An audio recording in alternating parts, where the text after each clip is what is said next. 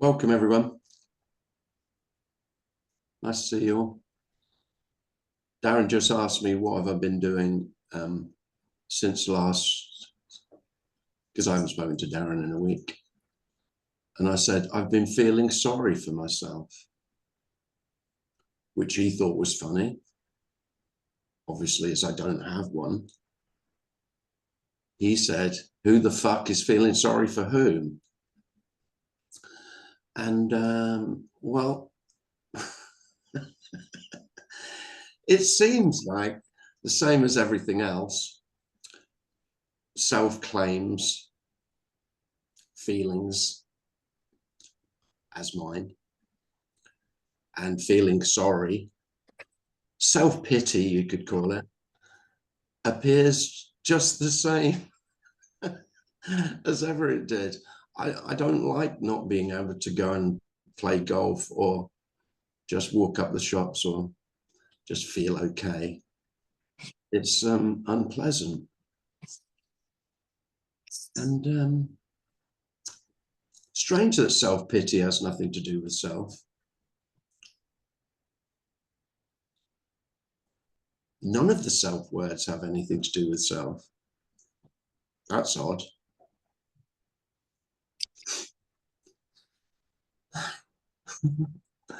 But maybe it's not a bad thing to burst that bubble as well. You know, of all the things that one might fantasize without me, then I would be free from everything, all of those conditions that have the word self in front of them.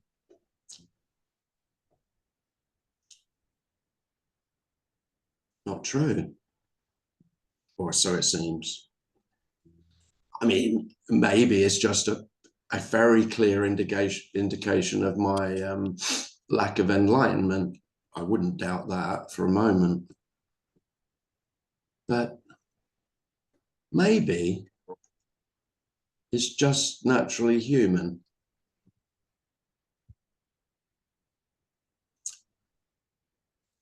I did say to Darren, it's probably nothing to do with self, because I just remember my dog being ill. And if you've ever had an ill dog, you've never seen a creature more self-pitiful than an ill dog with those. It's painful to look at the dog who's looking at you with those beautiful doggy brown eyes. Like, please help me, make me better kind of look. Well, I felt a bit like that dog this week.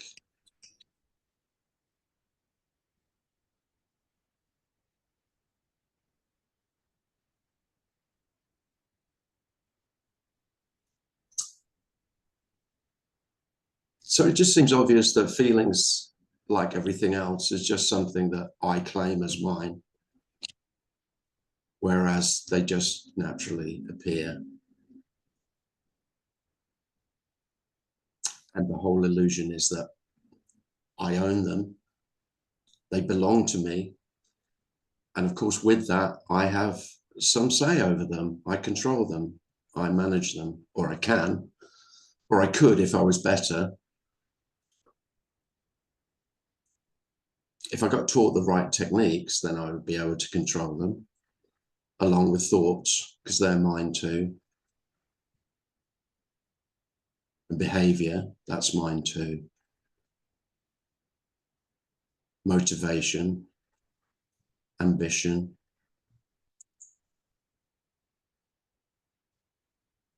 All falsely claimed as mine.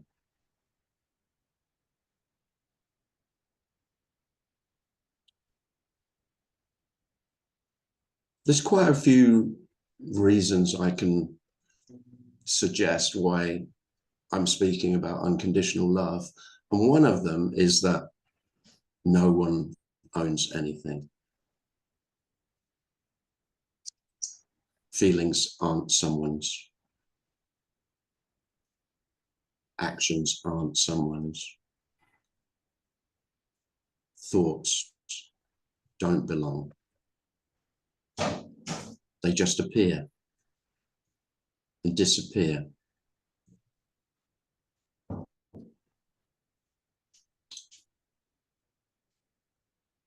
And that doesn't answer any questions, and that doesn't solve any problems.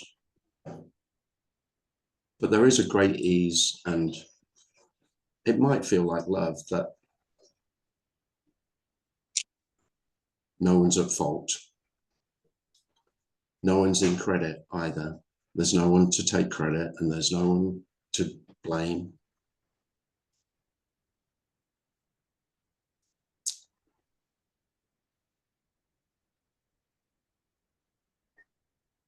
And self-pity is not a problem. It's just a feeling.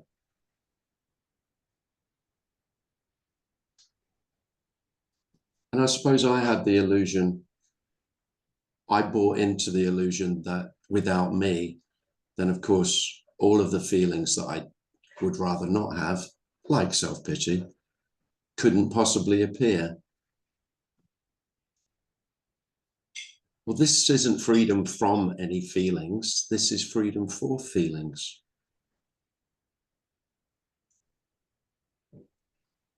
You're the only one who's saying feelings are a problem.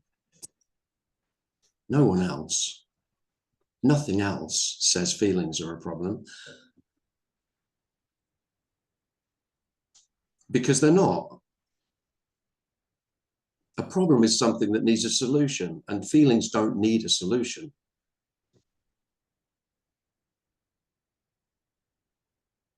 It's the equivalent of saying, you know, I don't like the rain, so the rain should stop. But unlike the weather, we delude ourselves that we can control our emotions. And they're not actually ours, any more than the rain is.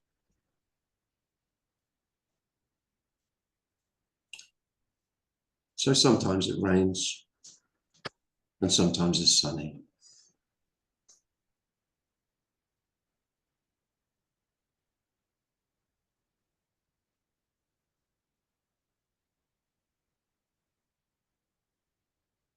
So it's been a rainy week.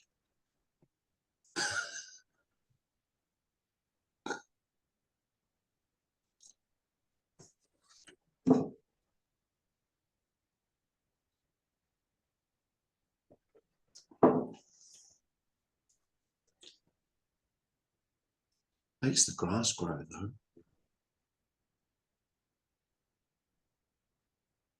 I had to cut the lawn 3 times.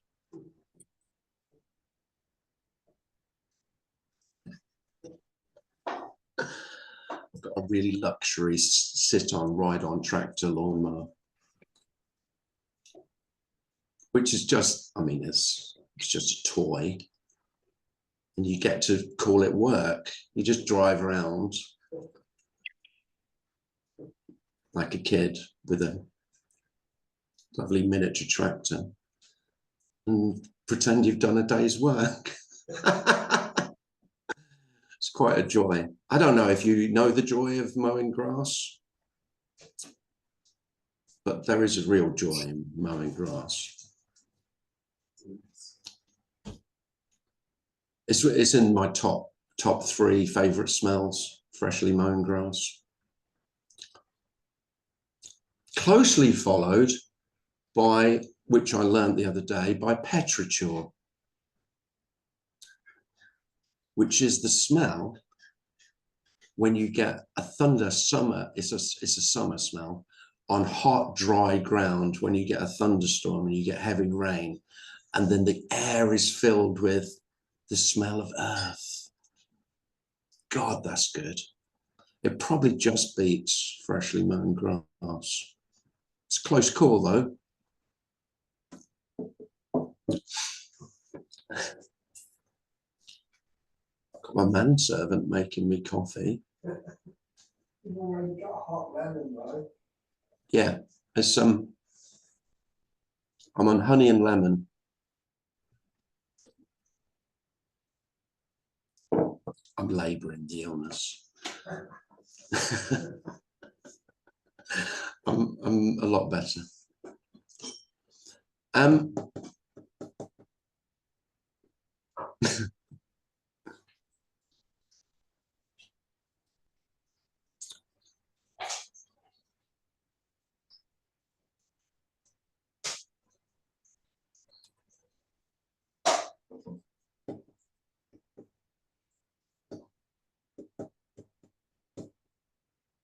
it's nowhere near as bad as it sounds that you're not going to get what you want. It always sounds like a negative. It's actually not. You know, you thought you get what you want. I mean, this is virtually everyone I speak to, even at my, past it age, guys my age still think if they got what they wanted, then they'd be happy. I mean, it is funny. I mean, I think a lot of people, when they get to, you get to a certain age and it's so obvious that getting what you want does not make you happy, does not. It has nothing to do with, maybe, there's the sense of achievement, but that's not what, by happiness I mean just a simple contentment. I think the word contentment is probably better. I don't really buy the happiness thing, but strangely, the doubtlessness that you will not, no one gets what they want, now and again, once in a blue moon, but generally you're not going to get what you want, is such a wonderful relief.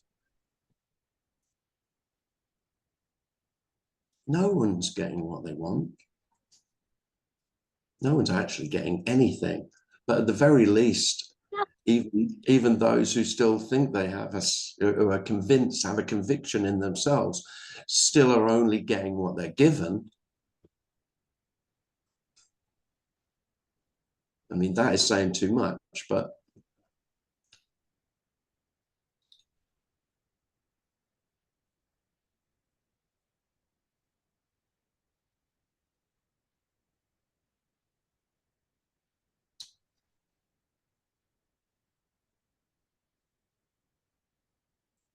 have you noticed that the problem with getting what you want is as soon as you've got it, you don't want it? Oh, it's wonderfully simple. It's a real kid thing. If you think about it, how long, I mean, this was terrible for Christmas. And I always felt like a complete shit for this. I would have nagged my parents. I remember it was the Secret Sam's special secret agent kit that I wanted for Christmas. It was like a James Bond briefcase, and it had a periscope, and it fired the gun with the handle. It fired plastic bullets. It wouldn't be allowed now. Um, and it had a camera, a working camera. It was the most wonderful. I'd seen it in the Little Woods catalogue. And mum had paid for it over about 3 months. I mean, ridiculous that she'd spent a terrible amount of money. Well, I was overjoyed opening it. I remember within the week, before I went back to school, all the shine had gone. I didn't want it. I had it. It was done. And I thought there must be something wrong with me because I've wanted this so badly. But that's, again, it's just human nature. There's nothing wrong with that. We're made like that. We have a longing. The longing's fulfilled. We need another longing. We need the longing. We don't need what we long for. We need the longing, not what we long for. When we get what we long for, fucking hell, can I have the longing back, please?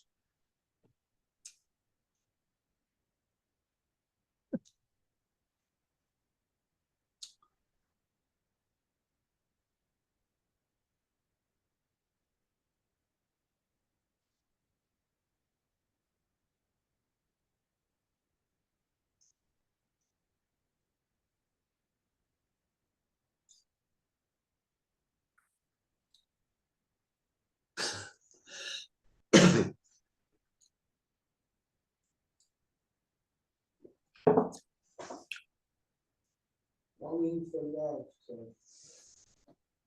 Speak for yourself.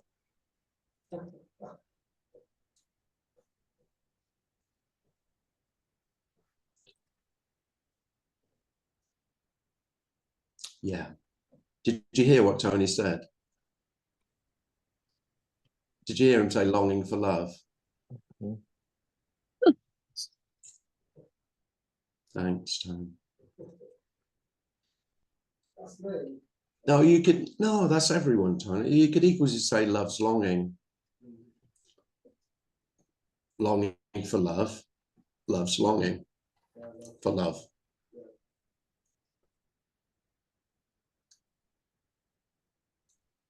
And I know that can sound ridiculous or romantic. I don't mean it romantically. Love is longing.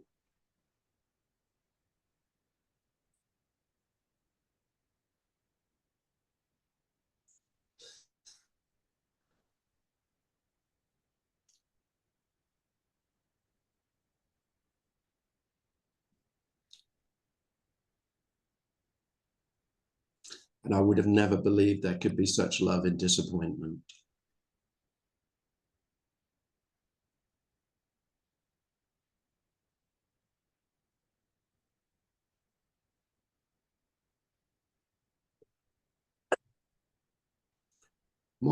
My longing was to be seen and known by another.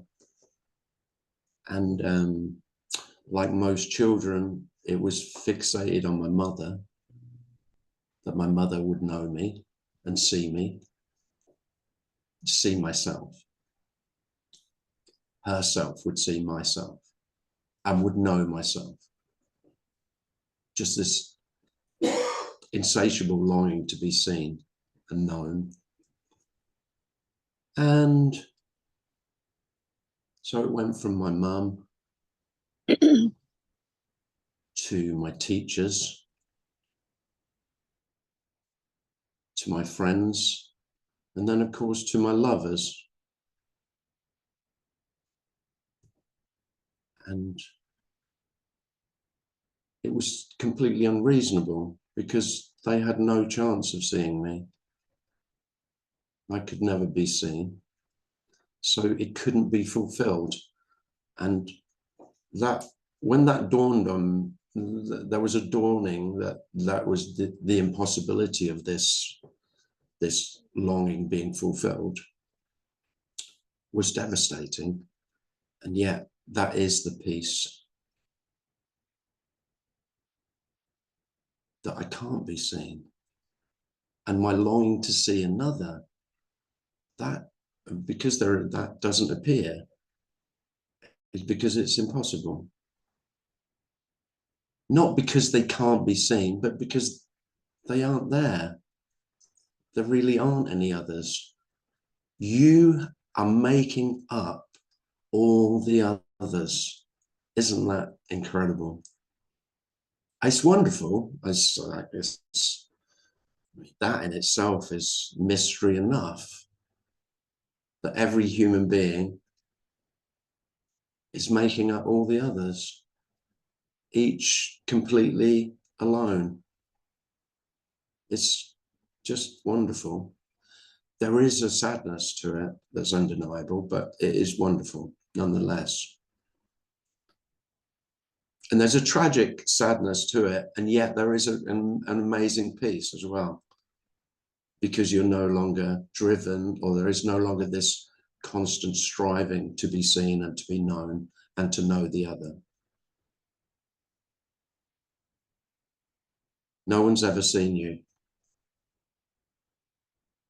You've never seen anyone else. And you never will. No one ever has. There's nothing else to be seen.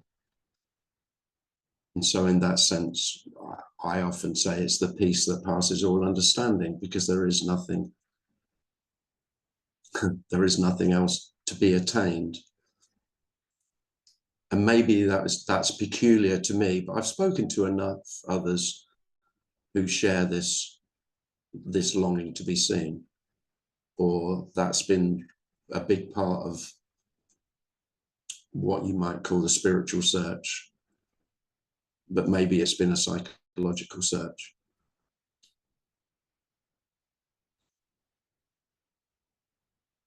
And it comes from this sense of separation that is so desperately uncomfortable. And regardless of everything I've just said, there is just the aloneness, but there's no one who is alone. So, and I know that it sounds like splitting hairs. It sounds like playing with words, but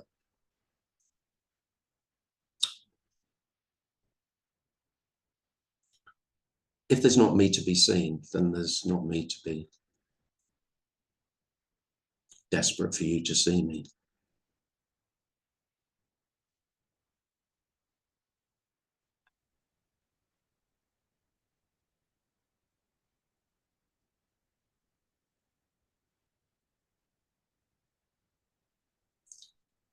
Kate has a hand up. Kate. Hello, can you hear me okay? Yeah, no need to shout. Oh, sorry. We're using this and it's just, there's planes and yeah, you know what? I suppose, you know what the frustrating feeling is? I always thought it was I wanted someone else to see me. And perhaps that is the same as what I'm about to say, that the frustration is that you can't, well, it's that there isn't any separation and that you can't see yourself. That's what starts to feel so out of control. You want to see yourself because you want to feel, I'm here with agency. I'm here. Yeah. And it's like, it almost doesn't matter if it's that you want someone else to see you or you want to see yourself. It's the same thing. It's a view. It's a point. It's an orientation. It's a place to put yourself. And God, when you can just feel so strongly that, you know, talk about longing and getting something, that you never get anything. It's never happening. And that triggers the feeling of out of control, because if I can't get anything, I can't get safety. I can't get, you know, like you're talking about just riding around on a tractor, and I'm just sitting here thinking, you're not getting any more out of talking about tractors than you are about Satchidananda. I mean, it's the same. You can't have anything. And that can feel frustrating. At least it can here, but it also can feel, and then I sort of just, and it feels very peaceful. It's like a resignation. Yeah. But I still sort of just waffle between those, you know, it's not me waffling, but those different sensations come up. Yeah. One of frustration because I really can't make anything happen. No. And then also incredible peace because I can't make anything happen. Yeah, it's the same. It's the exact same. Yeah. I don't know. Just wanted to share that. I'm a little bit edgy today. Menopause and all sorts of things. But yeah. Stop blaming the menopause.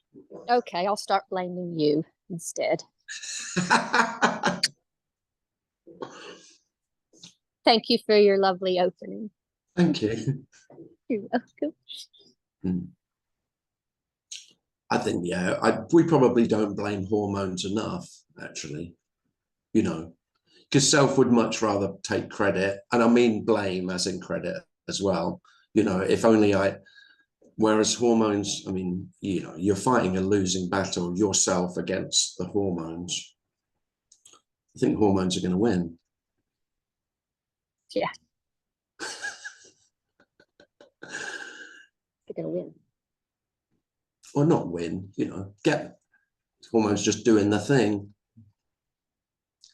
They said the hormones made those baby turtles know when to start, you know, the eggs and everything. It just, whatever, don't get me started. Don't- We don't- certainly don't- are nature. Don't start on the turtles. No, we are the elements. We are the elements. Okay. Thank you. Goodbye. Yes, we are. Well, of course we are the elements, and of course those hormonal elements, they have a big say in how the body feels.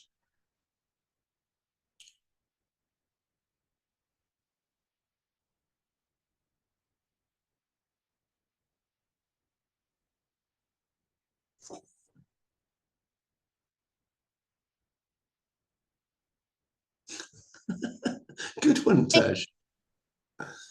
Tej, such a comedian. Can I just say one more thing about that? Go on then. It's very short.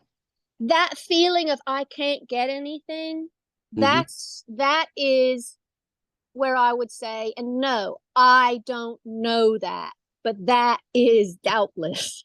That is doubtless. There is no one seeing that, but that is doubtless. That it's just what you see. Bam.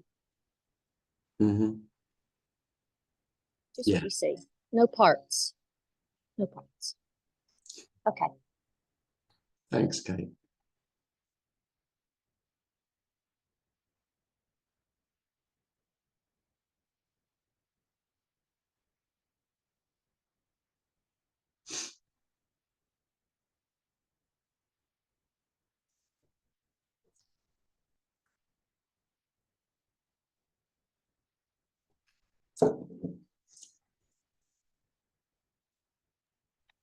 Michael has his hand up. I'd like to run something by you or get your opinion on something, Tim. For the last month or so, I've been thinking about this state of easy living that a few appear to attain. The peace that passes understanding, or the sublime quiescent center around which the conceptual storm rages. And I haven't heard of this idea anywhere else. Maybe it has happened, I'm sure it has. But I was thinking that the struggle of seekers may culminate in the collapse of the structure just due to the tension and existential angst of being human. For me, 50 years of searching culminated in one night of gut-wrenching tearing apartness, and in the morning I woke up weeping. And I've heard of similar stories.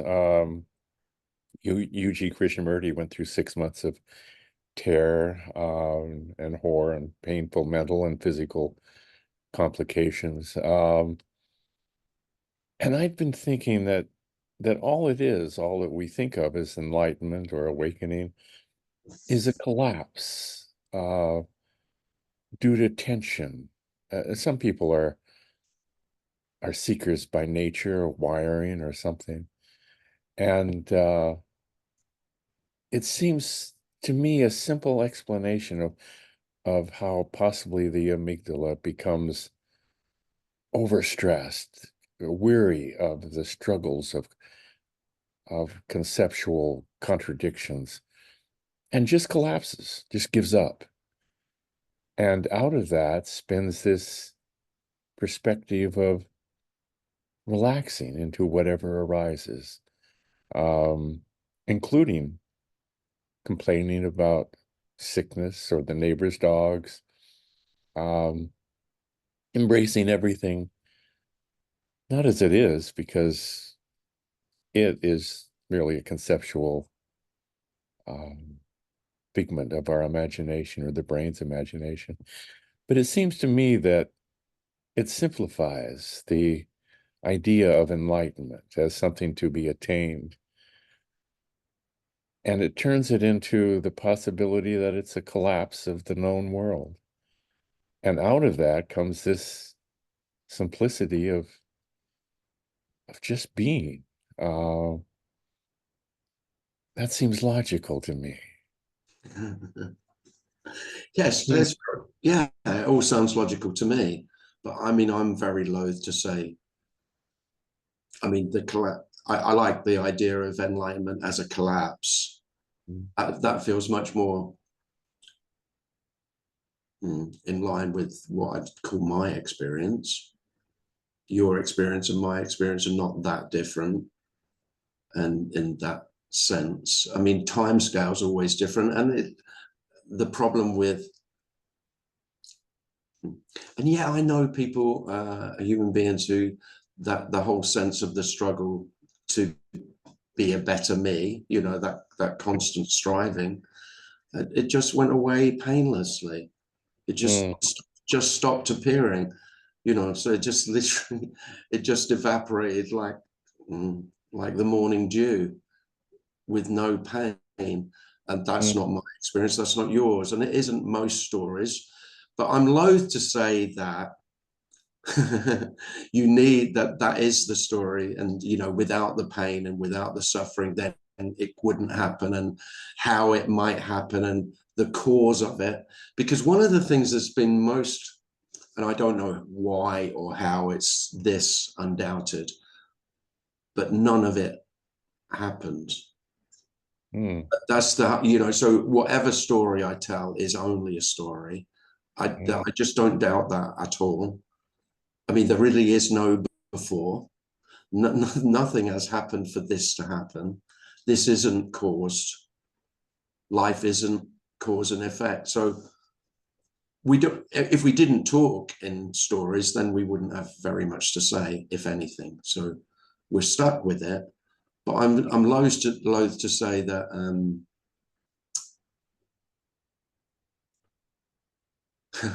that why this happens. You know, your suggestion of it's because of stress, because of tension. Yeah, I think you said.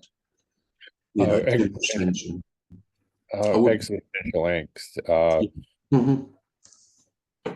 The constant wondering, the conceptual storm of who am I? What's going on? I don't think every human being, my wife doesn't have that. One time I asked her, I said, "Do you ever wonder what's going on, who we are, what's really happening?" She said, "No, I don't." No, it's only us few poor bastards who were fucking saddled with this shit. Most people never question life.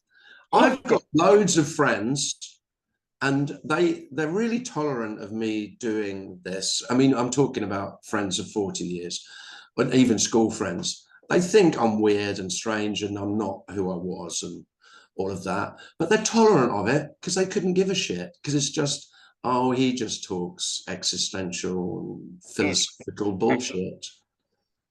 But it doesn't affect them. So a lot of the guys I play golf with still, they'll go, I listen to one of your videos. I only got into it at the first 5 minutes, and I mean, it's all right, but you stay in the bleeding obvious. You know, you're just saying what anyone knows anyway.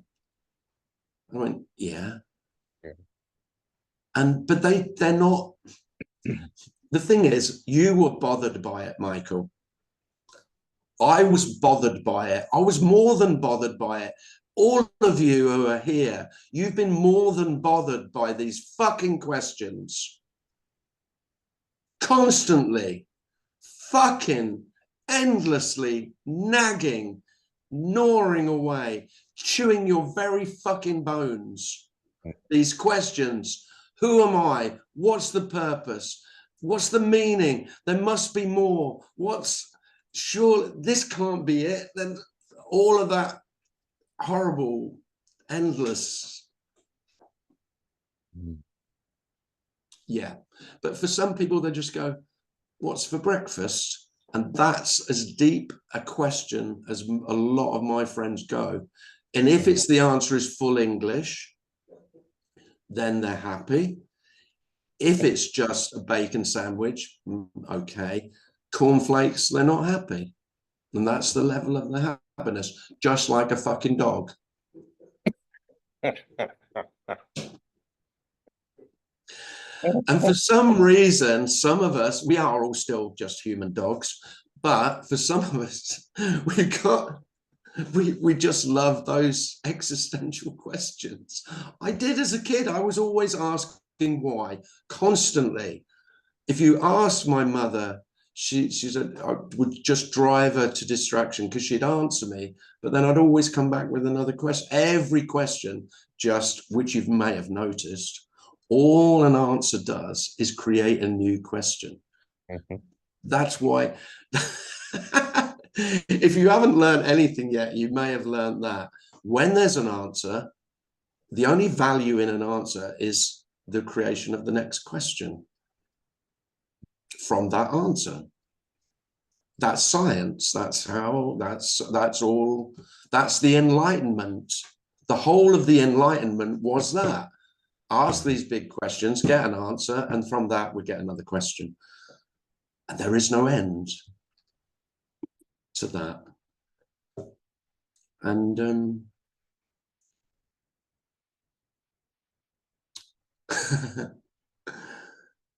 and this isn't the end of questions, it's the end of taking much interest in the answers.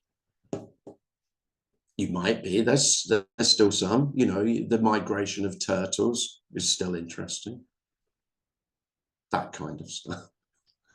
I really love natural stuff just as much as I did. But all the existential stuff, not at all, you know. I mean, that is as dead as a dodo.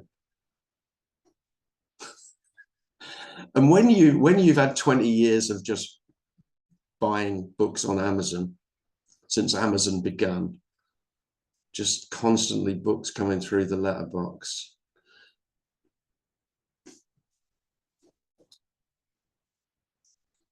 Watching Tony Parsons until the early hours.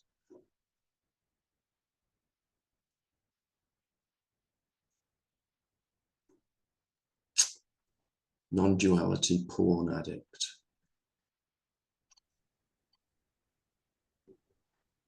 Razia has a hand up. And I know there's quite a few of you out there. Hi. Hi, Hi, Raz. Joe. Glad you're okay. Yeah, as long as you're theorizing about what's this all about. For me, like, I was always interested in what made people shift, you know? Because, I mean, the awakening part was easy, you know? It was the actual, like, this rewiring that seemingly took place in the brain that was much more of a thing, you know? I still wonder, like, what was it? Why did some people shift so easily and others didn't, you know? And I still look at like lots of things, like for example, belief structure. And I used to see like people that had like a very strong belief structure. You couldn't break that down, like, you know, it was like, this is me, you know? And yeah, some people will call it an egoic self or whatever. I don't know. So as to go into this looking, finding, trying, like, you know, to work out how people, what happens, like, you know, in their brain that makes them see this world so differently. And then my brain gave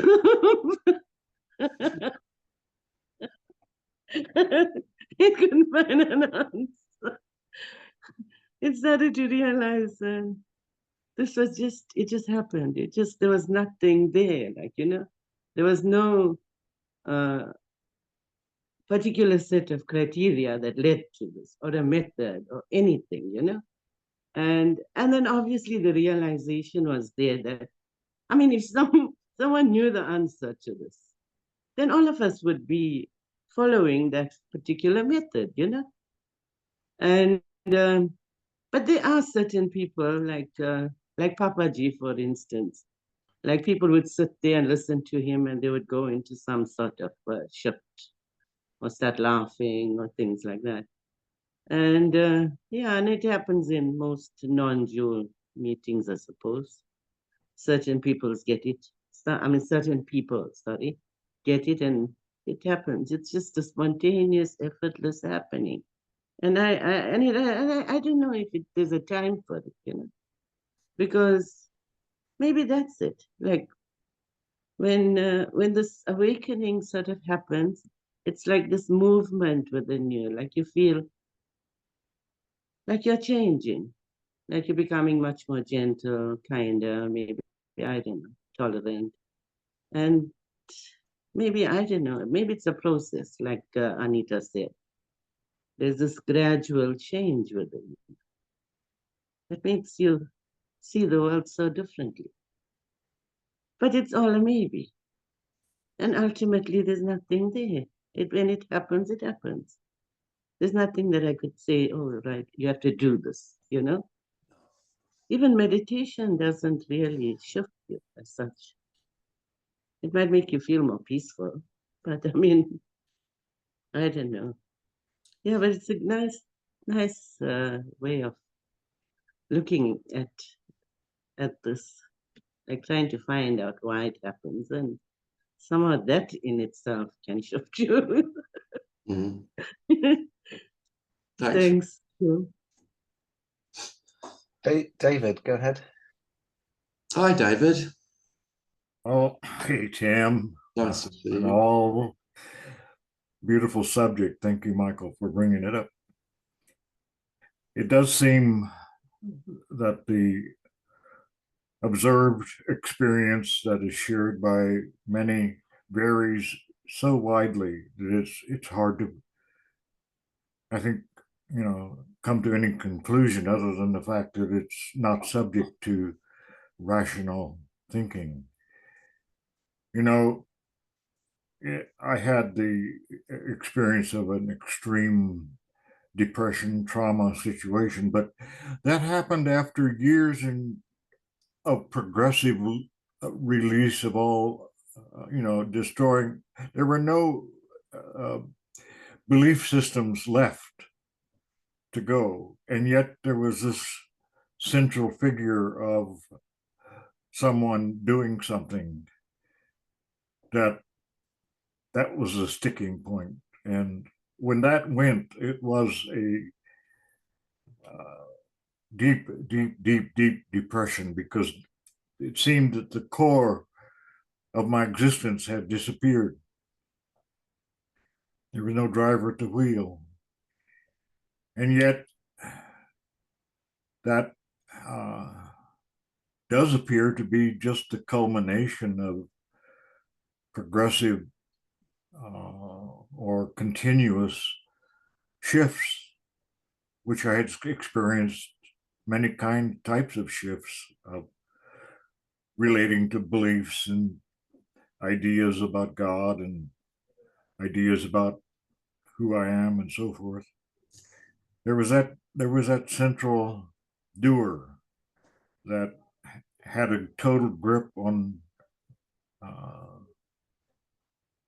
the sense of life, and yet it was simply lodged in my brain.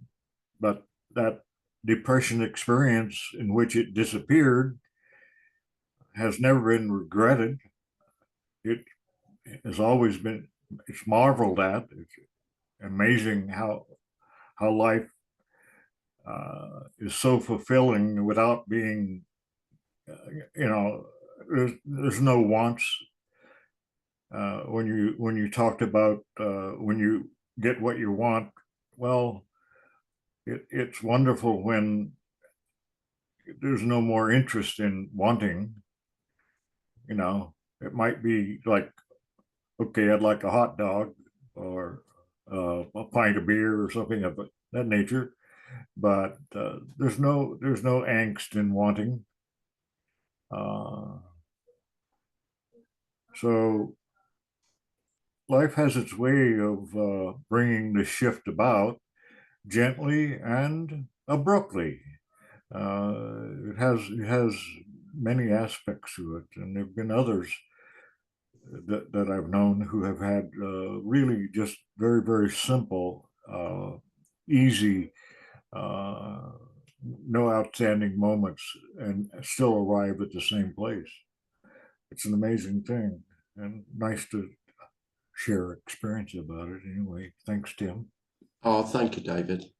Thanks for sharing that.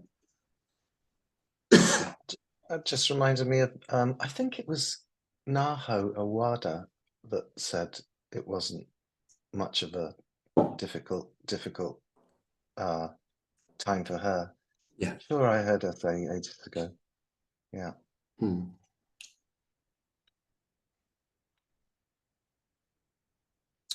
Well, when I have recounted my story, I've always said, well, it would be dramatic because I'm a drama queen. And so, you know, look at UG Krishnamurti. I mean, he's definitely a drama queen.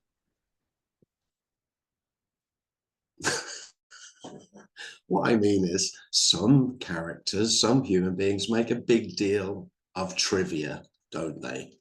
And others are having the most traumatic, dreadfully stressful, you know, that we unimaginably complex and stressful situations, and they don't seem to be phased at all. So unsurprisingly, if self does seem to fall away, or whatever phrase you prefer to use, then I'm guessing it's going to be in character. That's funny. I reckon it is. Yeah. The So, dramatic stories are more intriguing as well. well, of course, and it sounds this much more exciting. I mean, it's like, who wants to listen to a story? So what happened with your enlightenment? Well, nothing really. I kind of woke up one day and it was more or less the same as it was before, but I wasn't there. A bit disappointing, really. I don't think anyone's going to want to listen to that story. So no wonder most will. You know how it is when you're telling your friends a story over a glass of wine. When you're recounting the tale, you may be prone to elaboration. Or is that just me as well? Or do you see yourself in that a little bit? Maybe I've tarted it up a little bit, you know. Maybe it's just prone to exaggeration a little. But then, you know, there's other characters who underplay everything. So there you go. That's what I mean. But let's be clear. None of that happened. Nothing ever happened. I mean, is there anything funnier? If you want liberation, just stick with that shit. Don't go with any of the others. Forget about everything else anyone's ever said. Just stick with none of that shit ever happened. None of it. None of the good stuff, none of the shit stuff, none of the boring stuff, none of the exciting, nothing. This is all that's happening. And it's gone as it appears. You don't even get this.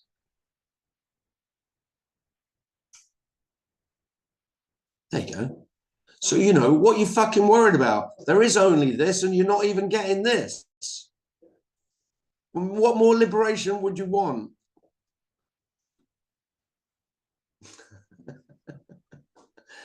It's not going to be what you want, though. It's just what it is. Anita has a hand up. Anita. Hi, Anita. Hi dear. Hi.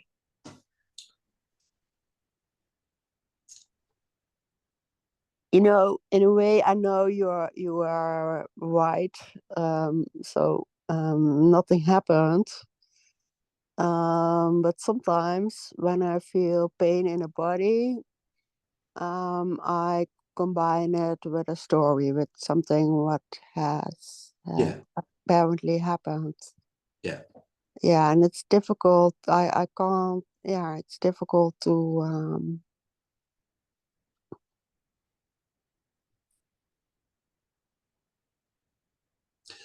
But yeah, but I'm not saying that, you know, there has to be just what's happening without the story about what's happening. The story about what's happening is what's happening. You can't get rid of that. I mean, we just tell stories. You're not going to, I mean, you'd have to be brain dead, wouldn't you? If you're brain dead, there probably aren't any stories. But whilst you're a functioning human being, while a human being is functional, then it's just going to tell stories. That's all we do. We haven't got anything else. So the story about the pain is equally what's happening as the pain. Yeah. No, I haven't got any solutions to that. I mean, you have no more say over. I mean, we could. Most human beings, even down the pub, most of the guys that I talk to would agree that they don't have much say over the pain. So you get an illness and there's pain associated with it, or you get an injury and there's pain. Physical. They would probably disagree with emotional pain. You know how men are with emotions generally. Mm-hmm. They would argue that they do have control over that, which they don't. But all they do is repress it, and then it comes out inappropriately. But that's another story. Mm-hmm. But you don't have any more say over the stories that appear about the pain, what's caused it, where it's come from, what are the best solutions. All of those stories, they appear or not. Yeah, for the best solution, I think it's good to feel it softly, feel it gently. Yeah.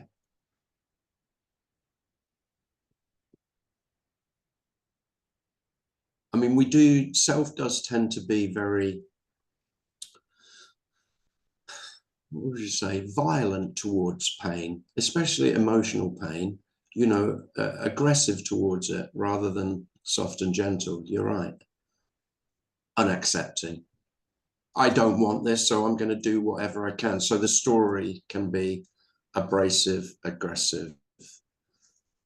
But again, I'm not suggesting that you could change that. It's just how it appears. Mm-hmm. Yeah. I think the greatest liberation is that there are only the stories. All thoughts are stories. Mm-hmm. Yes. And all that speaking is or writing is just thoughts out loud. But all thoughts are stories about what's happening. They're not what's happening. There is only what's happening. But anything thought or said or written about what's happening is not what's happening. It's a story about what's happening. Now that is hugely liberating. Not an answer, liberating in, oh yeah, it couldn't be any other way. Mm-hmm. And of course, it does end the search, because if the search is only a story about what's happening and there isn't anything else, then there isn't a solution. I mean, spiritually, most spiritual paths always talk about that the answer isn't in thought. Yeah. Well, Yeah. I mean, yeah, but I quite dislike that, because what it suggests is that it's somewhere else. Well, there isn't somewhere else. Mm-hmm. So what do spiritual seekers for? What they're searching for, they're looking outside of thought for something. So they're looking for a story that doesn't involve thought. Well, there isn't one. Mm-hmm. And so it's a futile. So that makes the search utterly futile, and that is the end of it. And then there's just thoughts about, and then there's just everyone's story. So no one's closer or further away. Everyone just telling their own story, which is no different from a dog barking, as Yuji would say, or a bird singing, Aha. or Okay. or a fish swimming, or a leaf blowing in the wind. Is no different to any other natural occurrence. Mm. This sense that thoughts are utterly natural. This is what being human is thinking. And then thoughts are no longer an issue. They're not a problem. It's like you've made thoughts the enemy. and they're not. They just appear. It's like making the clouds your enemy. It's as stupid as that. Yeah.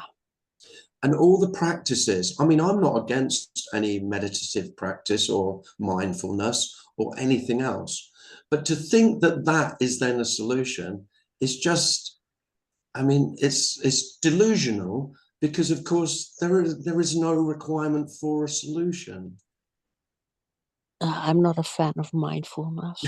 No, well, I think I've said it before. Somewhere I've got a certificate that says I am a qualified mindfulness teacher. Really? Whoa. Yes, I know. I should brag about it, and that I should be making money at that. There's money to be made. Yes. But Yes, yeah, I did that when I did my counseling training. And mindfulness, I mean, mindfulness it can be very helpful to self to feel calmer and more relaxed as relaxation. You know, yeah, but then so can golf and snooker yeah. and walk in the Yeah. dark. Yeah. But I like it the way you were speaking about it. That so the story is the same as, but in a way it is. Yeah. Whoa. So yeah, the same as a fish in the water and a bird singing. Yeah. Thanks, Tim. Thank you very much. Thanks, Anita. Tim's frozen. I think his internet's gone down. Yeah. But, Thanks, I'll give it- Darren. yeah, thanks, Anita. I'll give him a minute to come back, but Yeah. getting Yeah. towards the end anyway, but he might want to just say goodbye. Let me Mhm. just see. Just give him a call.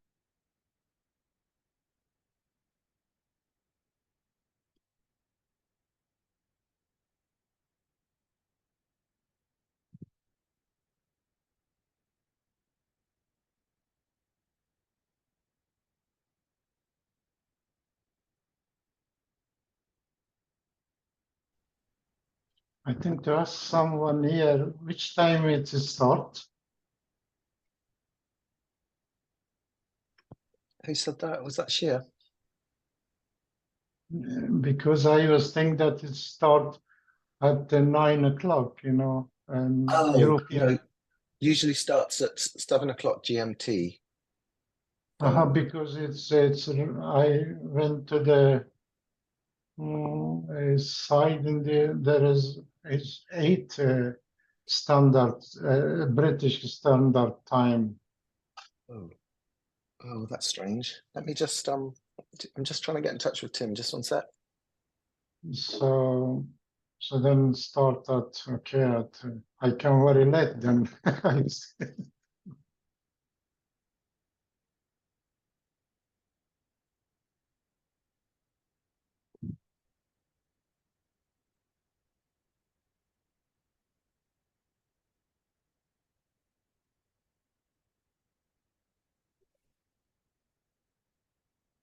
Okay, he's back.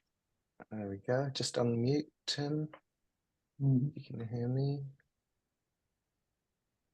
I think his computer's quite slow, so his internet.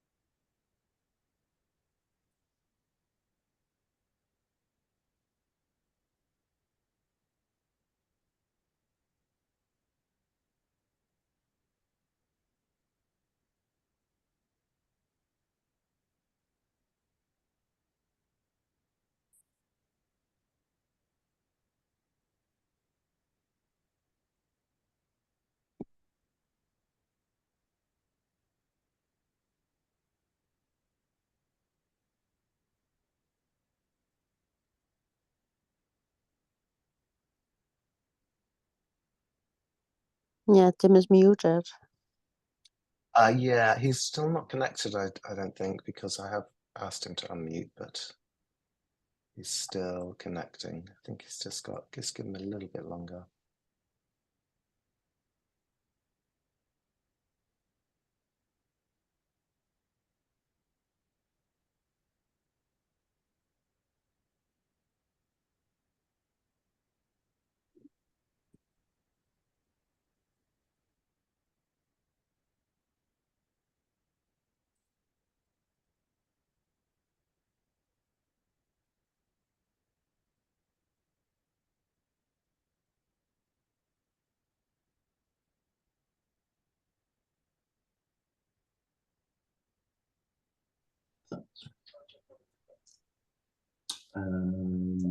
Yeah, can do that. Let me try that.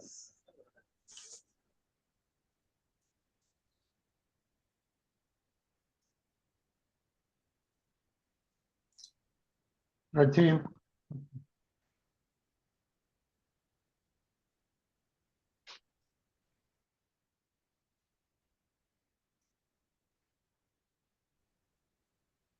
We could hear him. Oh, here we are.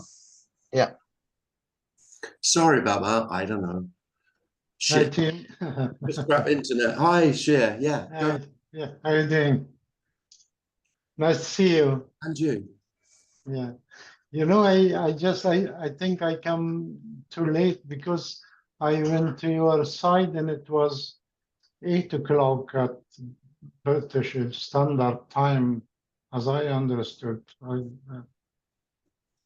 Say that again.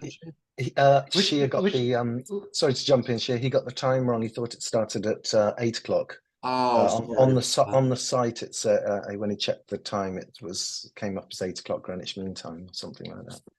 Oh, So, but maybe check it another time. yeah. Oh, sorry about that, Sheer. No problem. So it's 7. Then it's 7, isn't it? It's always 7. Yeah, it's always 7. Yeah, but it's right 8 British Standard Time. I wrote like that, but I'm not sure. So it doesn't matter. Some other time. It's nice to see you. Oh, it's nice to see you. Yeah, sorry, sorry about that. All right. I think maybe did I put Greenwich Mean Time rather than British Summer Time? I don't know. Maybe I did. Although the rest of you found it okay.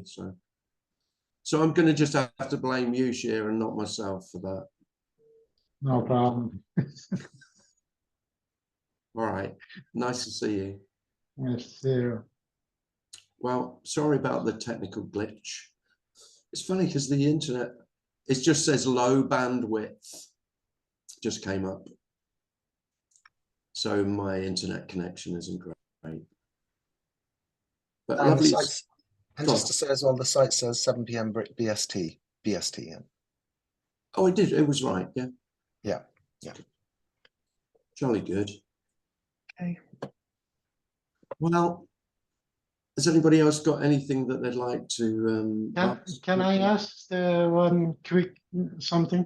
Yeah, go on, Sheer. Yeah, I think to ask you before I start this computer, I heard that which I had to think to ask you. It was about thought. What is thought originally?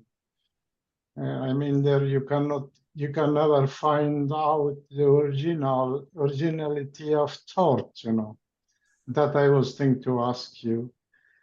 And then about the past is not separate from this or from now. Or is that not like this? Well, I mean, I think no, it's good. There is the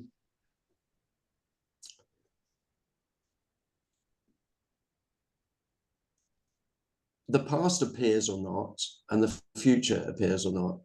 Now, you could say the present always appears, but of course, the present isn't, there is no such thing as now and the present without the past and the future, because conceptually, we understand now as this infinitely small line that constantly moves forward in time, that separates past from future. you know, and again, we talk about now as though we know what we're talking about, and really that's the whole crux of non-duality. And I mean, Eckhart Tolle has made a fucking fortune on it, so good luck to him with that. But there isn't a now, of course. There is no more a now than there is a past and a future. Everything is present. I can say that, because there isn't anywhere else. But this present isn't now, as in separate from past and future. No, so to answer your question, Shir, yes, of course, the past appears now, the future appears now, or not. So there isn't an existing past and future. It appears or not. When it appears, there's the past. When it doesn't appear, there is no past. The past appears or it doesn't appear. But I mean, I don't mean when I said now, because when I said now, it's still as the old as an operation. So I don't mean in that sense now. I mean the past is this. Yes. It is that simple, isn't it? Yes. Well, it is. It is much too simple. If this is all, Yes, because there, it includes all of that. So that being all of then and that is all here and now. And yes, because now you know, I don't mean now, because now there is no now, because no. as soon when you say it's now, it's already is old, you know. So it's very crazy. I mean, you can say there's only now, but then of course you can't help but try and find it then, or be in it, or get some power from it. You know, that's quite popular. Oh, I can't help myself sometimes. Yeah, and then about the torch, you know, that which you said, I ask about the torch. You know, the torch is actually it's sort of according this message. Yeah. I understood that also, Mm-hmm. that it's just appear. You know, it's just as it's not mine. You know, it's just thought. And then and there is that sometimes I think there is not actually thought. It's everything is about thought, but not thought itself. Well, I don't know if I could. well, we do a explain. lot of thoughts are about thought, aren't they? Yeah. See, so actually, it's just thought is about thought. Then that's all. Or I don't know. Yeah, you could say that. Yeah, all thoughts, because all thoughts are conceptual, and and so everything that we say we know is just thoughts about what we think we know. I'm really happy everyone just said should start everything, every human being. It would be nice, it'd be a bit cumbersome, but if every human being started every sentence with, well, I think that I think,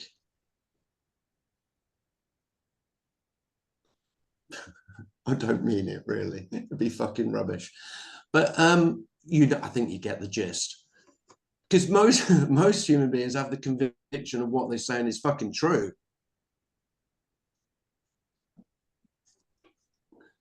Whereas, you know, if it's only thoughts about what I think, then that's what I'm going to tell you. I'm going to tell you thoughts about what I think. It would be no big deal what anyone said, would it? Because if you put it like that, you go, and I've been listening to this guy and thinking that he knows shit. And all he's ever been saying is his thoughts about what he thinks. That's everything.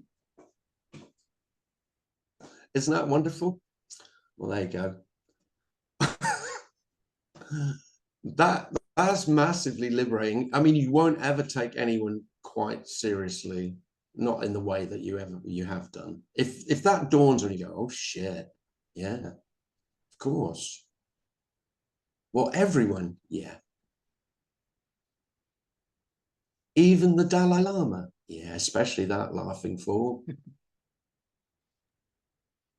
What about Eckhart? And yeah, most definitely. And the Buddha. Oh, I don't know about Buddha. No. I'm not including Buddha, the Jesus, or any other prophet, and not mentioning any names. Oh. No, I'm not mentioning prophets. But I mean, what about prophets? Prophets prophesying about the future. It's quite wonderful, really. It's massively liberating to never take any human being as a guru or a prophet, or even a wise man. You know, this whole myth of wisdom, not sure about that.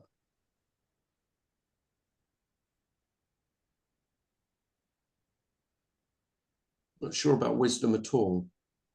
I think it's a terrible myth.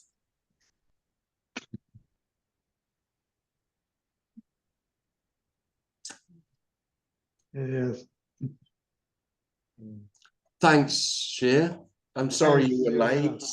No, no I'll problem. let you off. No But you just problem. make sure you read it properly next time. Yeah, I will do. I think it's maybe I am wrong, so it doesn't matter. So thanks a Okay. lot. Thank you very much. Oh, thanks, everyone. Thanks, Darren. Thanks, Tim. Well, I've had fun. That's the most fun I've had for a week. I didn't feel sorry for myself once. Thank you. Thanks, everyone. Thanks, Thank Tim you. and Darren Thanks, Thank everyone. you. and the Bye. others. Thank you. That was Thank fun. you.